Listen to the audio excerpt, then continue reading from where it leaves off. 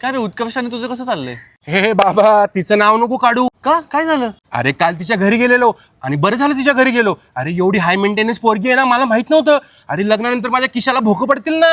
आणि हाय मेंटेनन्स सोड, तिला ना अनकल्चर्ड म्हणलं ना तरी चालेल. असं काय झालं तिच्या घरी? ओंकार काय घेणार, चहा का कॉफी?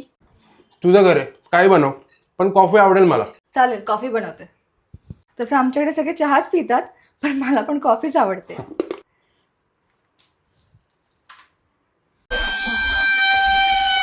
एक मिनिट, हे काय केलं तू आता? कॉफी बनवतीये. ते दिसतंय मला, पण ते त्याआधी काय केलं तू? अगं तू तर मला म्हणली तू खूप संस्कारी आहेस. तुला तर साधे आपले कल्चर पण माहित नाहीत ग. तू एवढी हाय मेंटेनन्स असशील माहित नव्हतं मला.